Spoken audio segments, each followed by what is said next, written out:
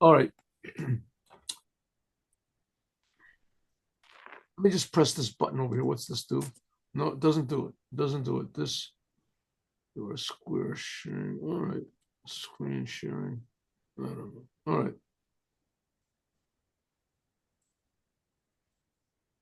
Yeah. Well,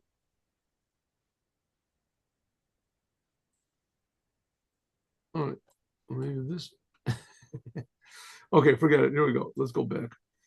Let's go back. 1 second. I did something wrong over here. Let's try this again. Here we go. Stop the share. There we go. Okay.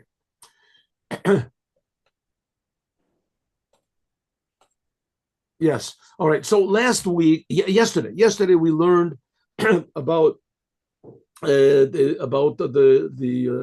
how the meeting between Gorbachev and Ronald Reagan, that they decided that they are going to nuclear disarmament and make world peace and to beat their swords into plows and etc. Is that was a sign that the redemption is beginning.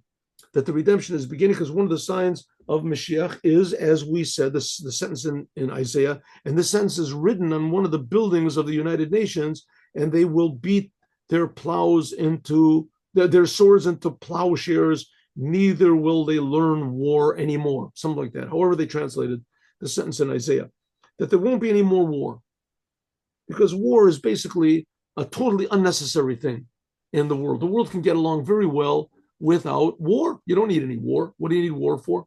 War is just when people just don't get along. They just can't. They want more than what they've got, or they would have to protect themselves from some danger. And the whole idea of Mashiach was that people will get what they deserve. Everyone will get what they deserve, and they'll work. Like the promises of communism. You work according to your ability, and you receive according to your needs. All these wonderful slogans that they had, but that'll actually be so. It'll actually be so. So there won't be, people won't lust after other people's things. Okay. It says the Rebbe, and this is not an accident, that this whole meeting between Gorbachev and this, when they decided on world peace, that it happened in the week where we read about Mishpatim, because Mishpatim are laws of damages and laws of monetary laws, mainly laws of monetary laws, which are logical, which you can understand. They're logical and they're practical laws, and apparently have nothing to do with God. And the whole point is that that's exactly the point, is that they have everything to do with God. That these laws are not, even though they seem to be, they are not human, the invented laws. They are not laws which were developed in order for the good of mankind and for good, even though that's an outcome of them. Yes, they are for the good of mankind. But the main thing, the laws are what God wants. That's all. You do the laws of God, even if they don't make any sense to you. You do the laws of these, which are written in Mishpatim, right? Someone steals someone's ox and kills it or sells it, then you have to pay 5 times the ox.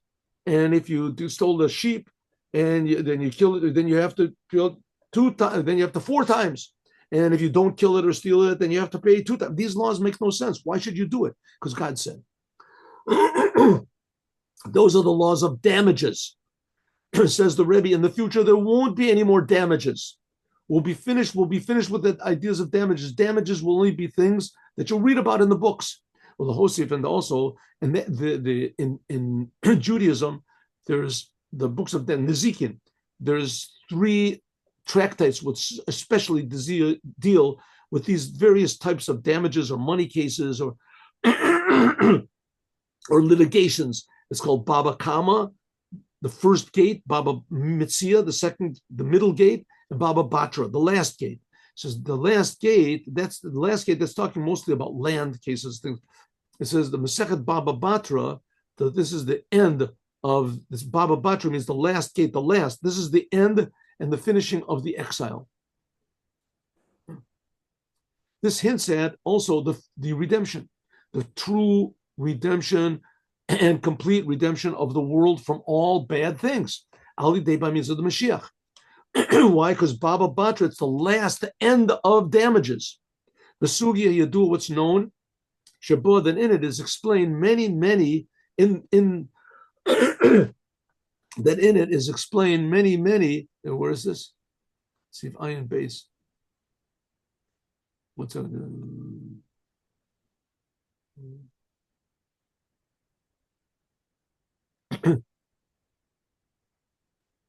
Okay, good. So it says, in addition, let's see what this that in it explains many of what's going to happen in the future. And one of them is, it says, Ati the Kodesh Baruch Hu, that God is going to make a Suda, a big feast for the tzaddikim, for the righteous Jews, from the flesh of Leviathan, from the flesh of this big the fish. Ati the Kodesh Baruch Hu, God is going to make a sukkah, is going to make a sukkah, a booth for the tzaddikim from the skin of this big fish. Like it says, "V'samti kad kod shimshos tayach." It will make it says there'll be something like a crown will be made. The precious stones of Jerusalem. What is this kad kod? One of them says this is the stones will be yashve, and the other one says the stones will be. What is it? What is it? Shoham, I think. Shoham. And it says one of the stones is a stone that reflects light, and the other one is a stone that shines on itself. It's like fluorescent. Says God, Lahavi Kadein, it'll be both of them. In the future, God is going to elevate the Jerusalem 3 parsot, like 3 miles above, spiritual. Like it says, Varama b'yashva tachtea. It says that it will be elevated and sit. Everything will be below it.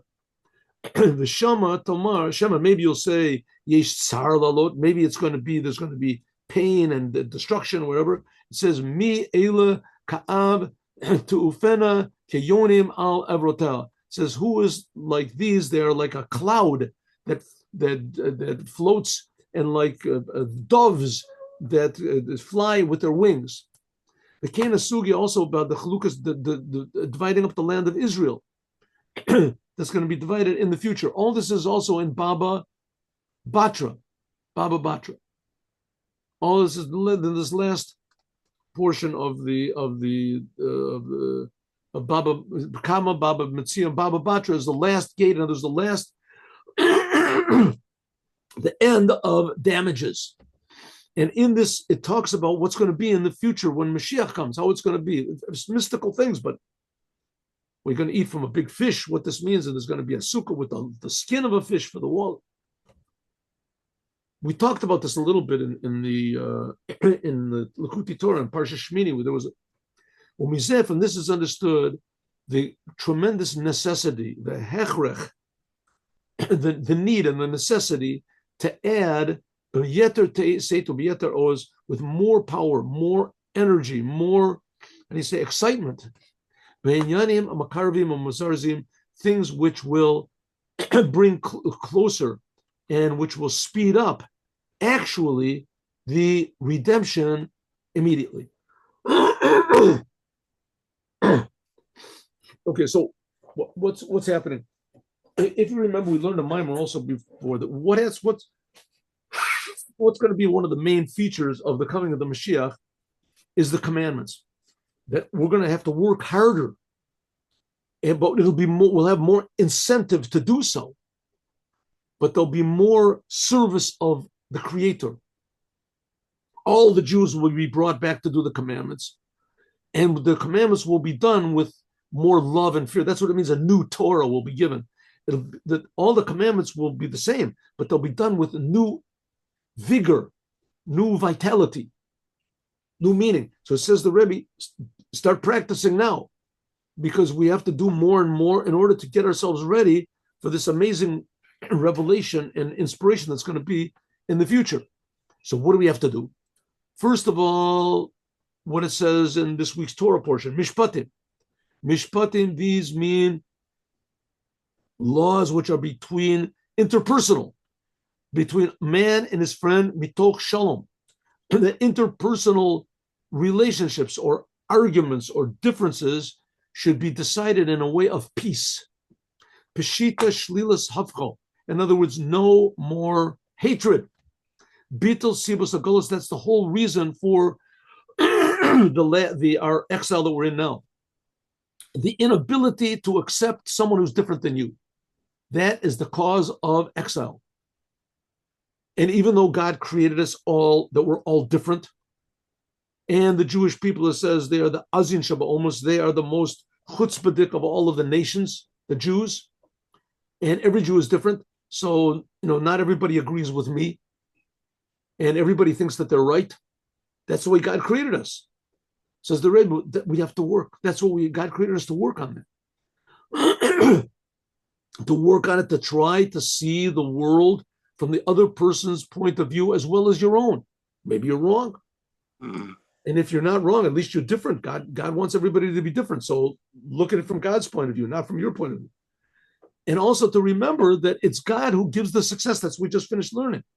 It's God that gives the success, not us. And if the success comes from us, that we made it in an unjust way, it's not going to last anyway. It's not going to be happy. So you're just going to make the other guy unhappy, and you'll be the other guy unhappy. So nobody ends up being happy. So if we bring God into the picture, or even more, if we allow God to bring us into his picture, then there's more of a chance that there's going to be peace. That's also not 100%, for sure, because people have free will. They can do what they want to. But at least it lessens the percentage, the chances of there being hatred between one another. It's just not me against him against me. It's me against him and God, and him against me and God. So, me, I'm willing to go against him. But God, I want God to be on my side, so I can't say, God, what'd you create this other guy for? You shouldn't have created him. It's a mistake. So by means of this comes the Geula. When we get interested, that's what we just learned in Likkutei, in Torah Or, that we have to bring God into the picture. We have to bring God into the picture. We have to start looking at things from God's point of view. That there really is, we're just creations. Everything is an amazing miracle. We're lucky even to be here. And we're happy to serve the Creator. It says, by means of this will come the redemption. That's the gift from above that we talked about. Like the rabbis say, but Milas of Mishpat and Ben Sion and Shebo Tzion Nidis. That Tzion says Tzion b'mishpat tepare. Tzion b'mishpat tepare. It says that the Jewish people, Tzion is also the Jewish people, Jerusalem, Israel, it will be built by means of justice. Justice means impartial. Right? They had in America, where is it? I think that's the sign outside of every court, is it? I think it is. The justice is a blind, a woman blind with scales in her hands. Doesn't care who wins. Just there has to be justice done. The problem is that the justice has to be based on a just system. And the only system that's really truly just is the Torah. The Torah. That's what it means. The laws of the Torah. Also charity. With charity. Which reminds me, I have to give charity here today. And it says that her exiles will be redeemed. Which here? Oh, here it is. Here. Here we have our charity box. Oh, I can't see. All right. For some reason, the camera is. Okay, we go. Ready? Charity, coin, box, charity. This is distributed to the poor people in the synagogue. There's always poor people. So you get mishpatim. Okay. Mishpat that we said. Also charity, right? That's what we said. Like it says in our parsha. In kesef talveh et ami.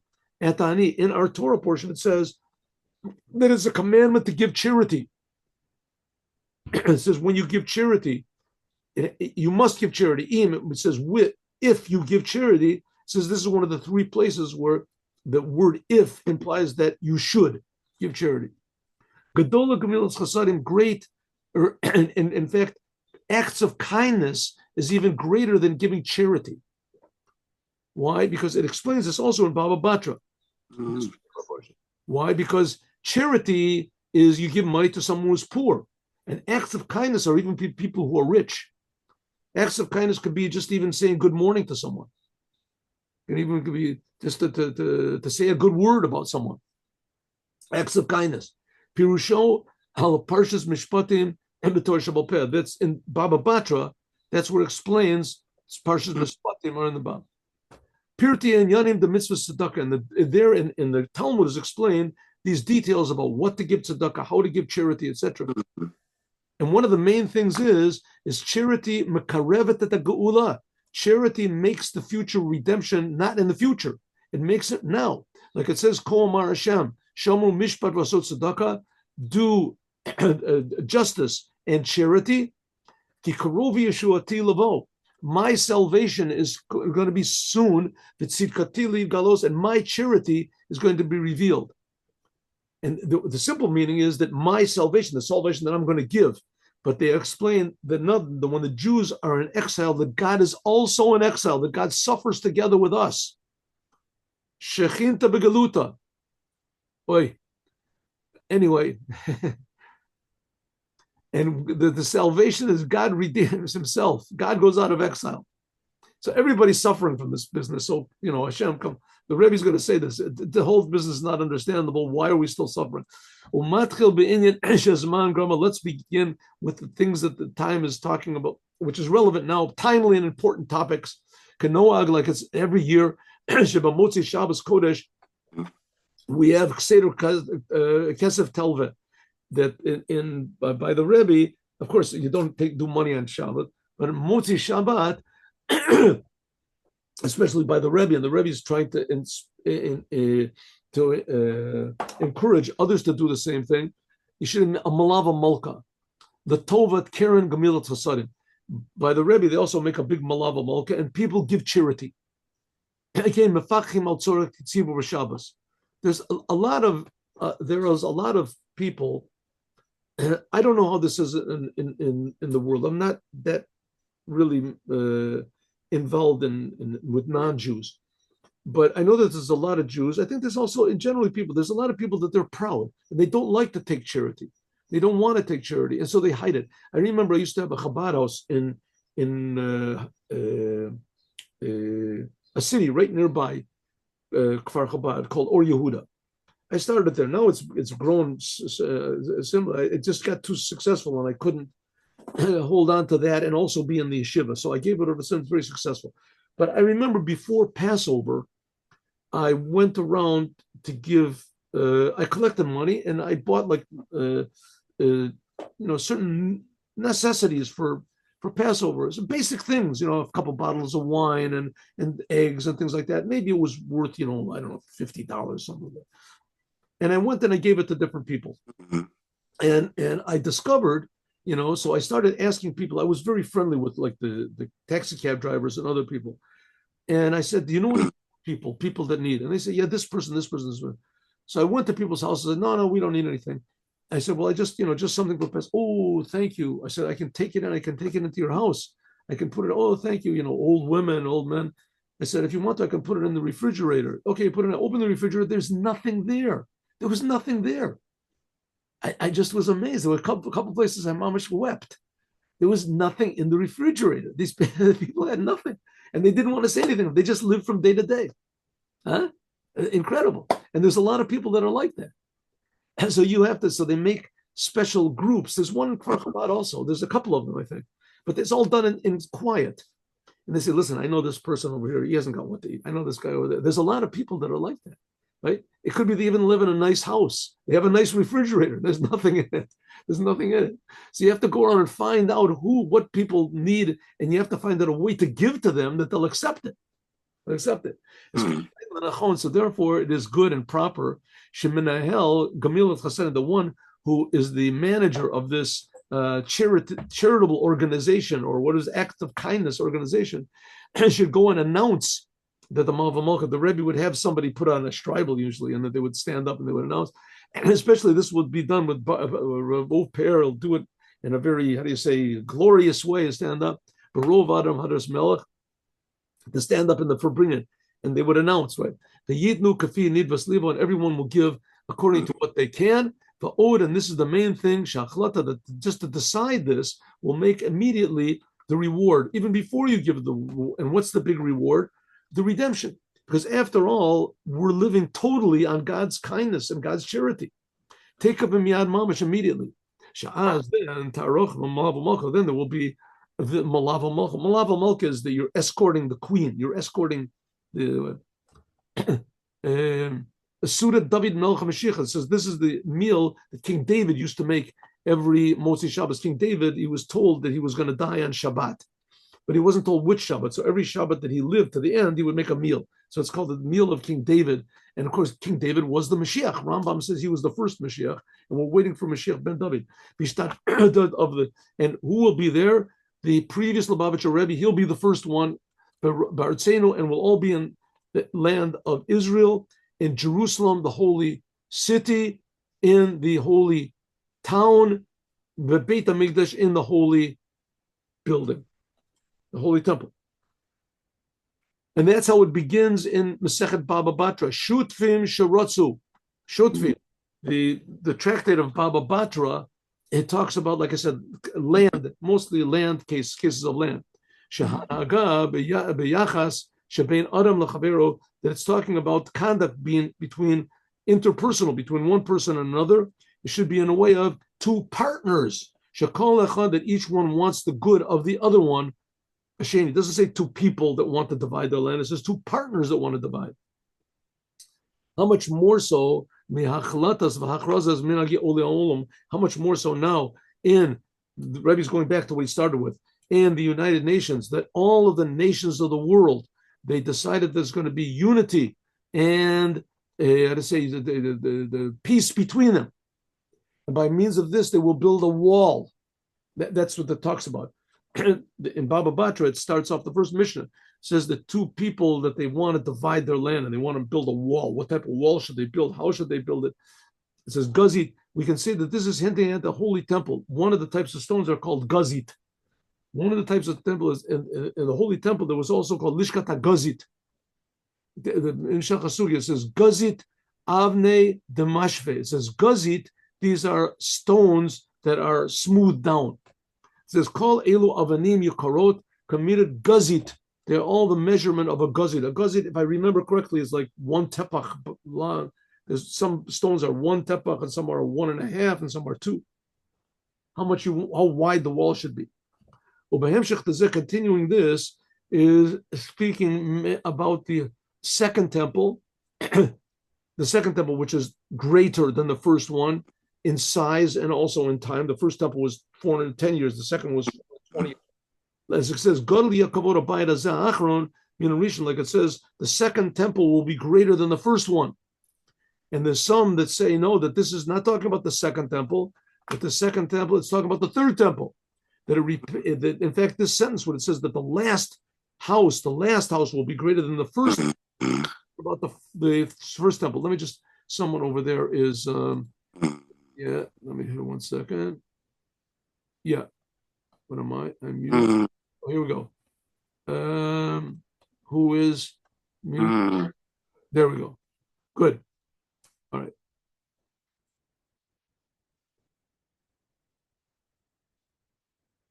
Like it says, great will be the second house than the first one. Okay. Well, Behemshech is also next week's Torah portion. Yeah, like the Zohar explains that sentence that says greater will be the last house than the first house. It's a sentence in Chagai. Then the first house is talking about the last temple. That's what it says in the Zohar. In continuation in this, also the teaching from the beginning of Parshas Truma, that Parshas Truma, which is going to be next week, but we read it in Mincha of this coming Shabbat. We read a little bit of it at Mincha of Shabbat next week. This Shabbat, I mean. What's next week's Torah portion? Truma. What's Truma talk about? The donations that the Jewish people gave in order to build the tabernacle. Asuli migdar v'shachanti betocham. Make me a holy place, and I will dwell within them.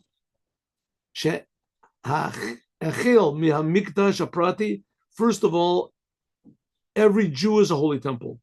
I will dwell in them. It doesn't say in it. Make me a holy temple, and I will dwell in them. Every single Jew. But tochol no number. It doesn't say I will make that. If you make the tabernacle, I will dwell in it. But if you make the holy temple, I will dwell in them.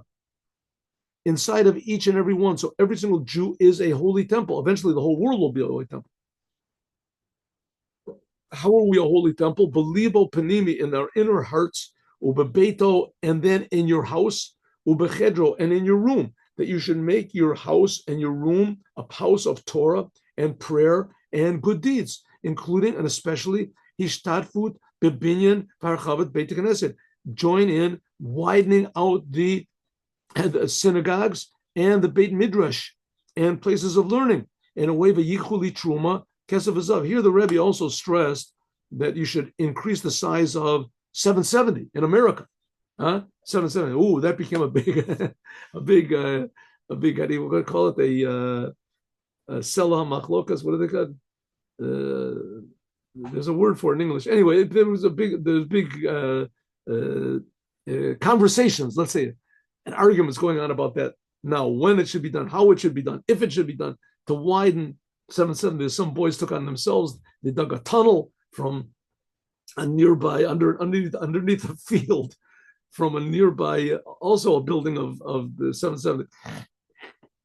They built a tunnel. They wanted to widen it on themselves. So they got caught. Whole thing, but you have to widen it. It has to be widened. It says you have to give your money to widen out the holy temple. The holy temple in this case was 770. It says it's the holy temple in Babylon, outside of Israel.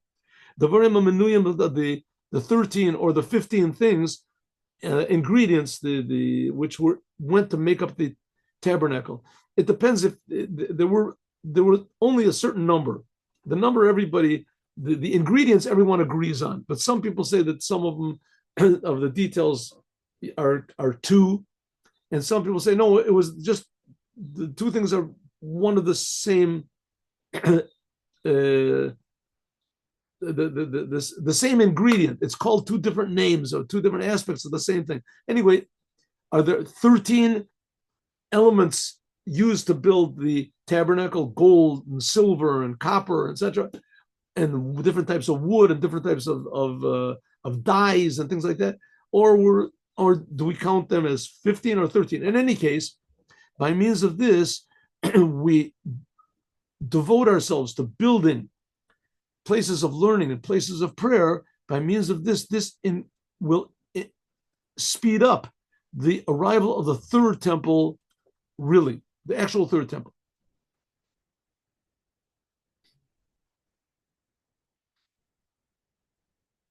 Okay, so the Rebbe is now talking about what things we can do to speed up the arrival of the redemption. So let's just do up to here. A special now in these days, in addition to the quality of the month of Shvat, which that's the 11th month of the year.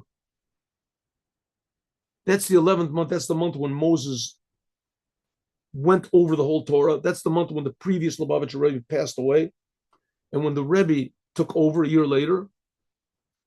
So this has a special power. We come also, this is also the month where the Rebbe's wife passed away, but here the Rebbe's not talking about that here.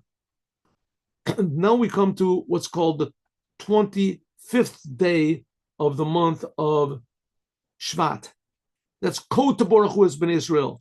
So you should bless the Jewish people. They should bless the Jewish people with love. That's the 25th day of the month. That's going to be next week. And similarly will be relevant to the blessing of the Kohanim that should be blessed to all the Jews. Ko Baruch Hu es Bnei Israel. That's how they start off. Yerecha Hashem v'yishmerecha. And all the Jewish people are called a nation of priests. And so that's Kof Hey, that's the 25th day of the month.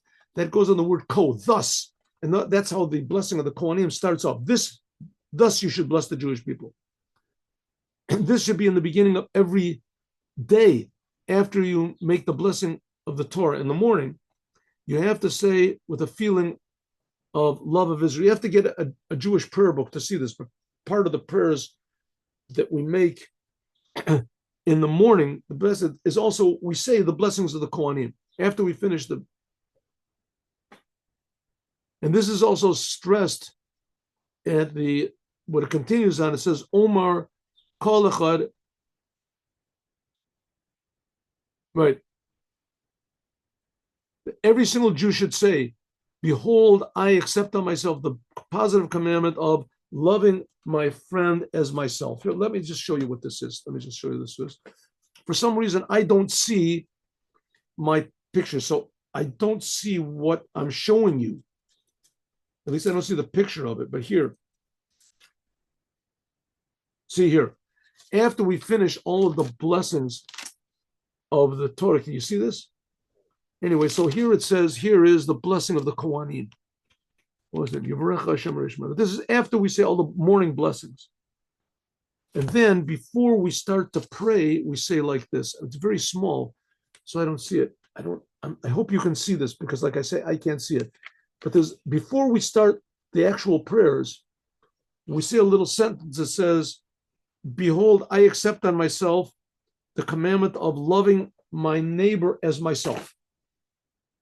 That's how you start the day off. Everyone should say, behold, I accept on myself loving my neighbor, loving others like I love myself. Like the first Rebbe of Chabad writes in his Siddur, which his prayer book is like is applicable to every Jew.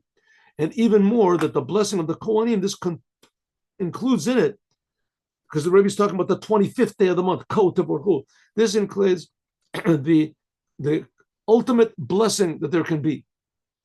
Whether we're talking about the blessing or prayer. A blessing brings down what is above, below. Prayer changes things in the world, makes new things. And the blessing of the Kohanim has both. And especially the main blessing, the blessing of the Gula Mitzvah Shlema, a true redemption of all of the Jewish people and all the world, immediately, really. And we'll continue this, God willing, tomorrow. The Rebbe talks about the different days of the month. And we talk about the 25th and the 26th of the month. Okay, so what did we learn? What did we learn today? We learned today that everything that's happening now, beginning with, by the Rebbe, the meeting of Gorbachev and Reagan, is indicating that any second now is supposed to come the future redemption. And the whole world will be a world without any conflict and pain and sickness and disease. The whole world will be full of meaning and blessing. But the Rebbe said there's certain things that we have to do. The fact is it's not that way now, and it should be that way. It's totally not understandable why. So we have to just do everything in order to put ourselves in sync, synchronize ourselves with the future redemption and act as though it's already here. And one of the main ways is by giving charity and by loving others, understanding others, trying to see the world from God's point of view, not from our point of view. As we'll talk about more, God willing, tomorrow.